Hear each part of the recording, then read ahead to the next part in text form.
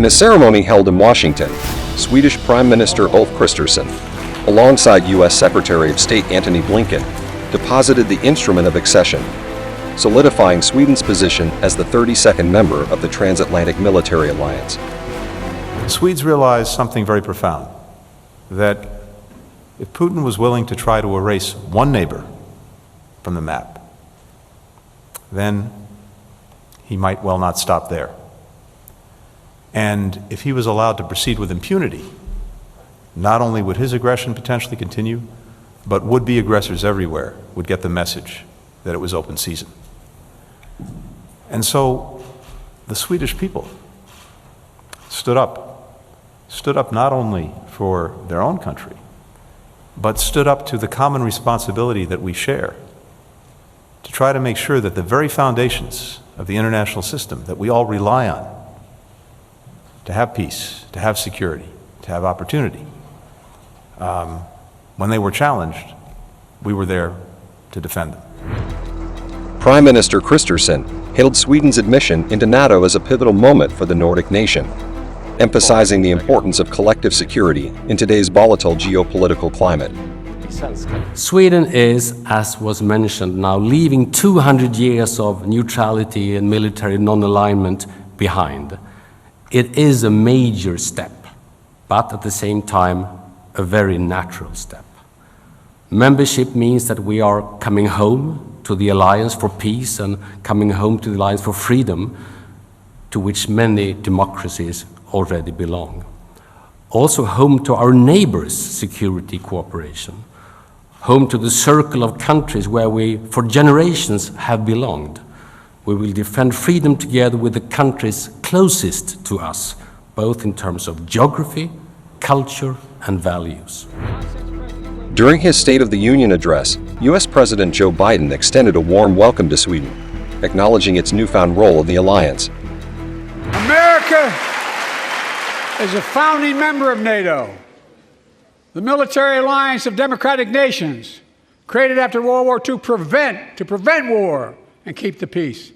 And today, we've made NATO stronger than ever. We welcomed Finland to the alliance last year. And just this morning, Sweden officially joined, and their minister is here tonight. Come here, stand up. Welcome. Welcome, welcome, welcome.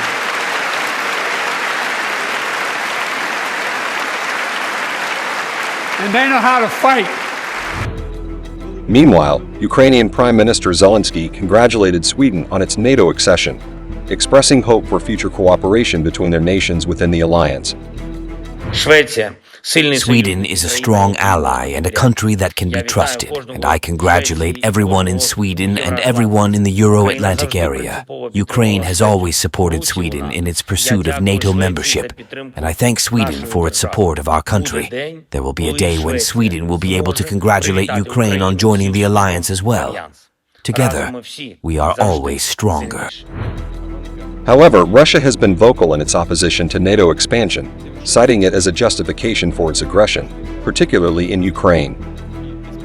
It is seriously necessary to strengthen the groupings in the Western strategic direction in order to neutralize the threats associated with the next expansion of NATO to the east and the involvement of Sweden and Finland in the alliance. The West provoked conflict in Ukraine, the Middle East, and other regions of the world and continues to lie. Now they say without any embarrassment that Russia allegedly intends to attack Europe, but we simply understand that they are just talking nonsense. And at the same time, they themselves choose targets for striking our territory, choose the most effective, as they think, means of destruction.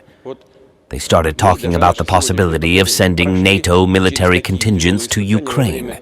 But we remember the fate of those who once sent their contingents to the territory of our country. But now the consequences for possible interventionists will be much more tragic.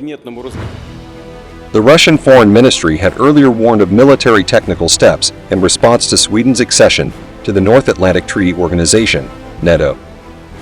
Sweden's path to NATO membership faced obstacles, with objections from NATO members Turkey and Hungary. Turkey raised concerns over Sweden's handling of Kurdish groups it deems as terrorists, while Hungary's President Viktor Orban displayed reluctance, echoing pro-Russian sentiments. After months of delay, both Turkey and Hungary ratified Sweden's admission earlier this year, paving the way for its official inclusion into NATO. As Sweden joins the ranks of NATO, it marks a significant shift in the geopolitical landscape of Europe, with implications for regional security and cooperation.